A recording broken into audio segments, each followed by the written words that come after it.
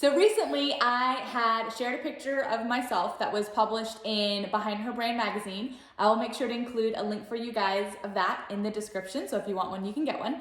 And one of the questions that came up was, dang girl, how can I get those calves? So let's talk about it.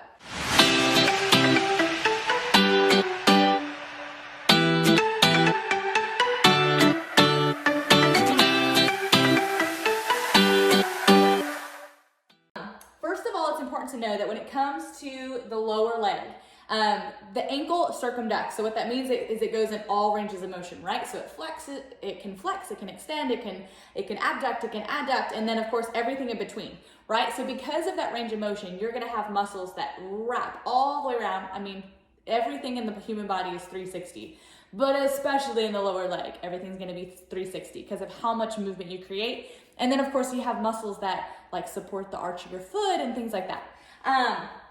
But let's talk about some of those larger surface muscles that are gonna make a difference in what you can physically see.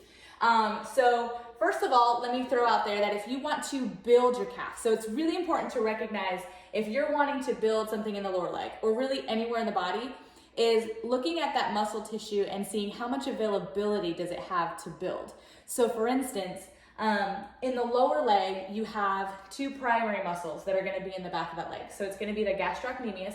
Those are the two muscle bellies that you see on either side, right? Those are the pretty ones that you see when you point your toes.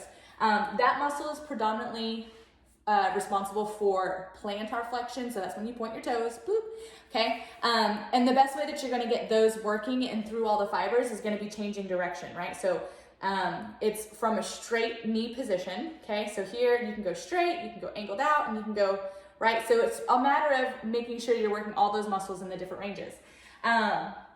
And then you have another muscle that's called the soleus, and that one is the muscle that sits underneath. Now, with something that you can't see from this picture, I guess you can kind of see it a little bit, but you don't see the soleus at all. But when you're looking at the anatomy of that muscle itself, the gastrocnemius is a pretty thin muscle. It doesn't have that much availability. So gentlemen, if you're trying to build your calves, you're gonna wanna focus on the soleus muscle because that muscle is much thicker.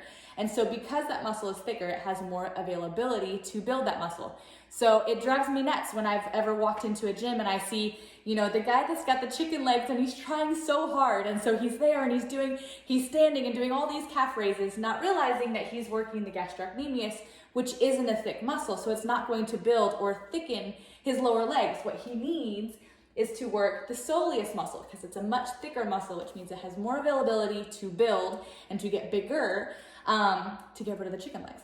So anyway, I hope you guys find that helpful. It's a little bit, probably more than what you were thinking of, but that's okay. I'd rather give you too much than too little. I hope you guys find it helpful. Mwah, I love you. Bye.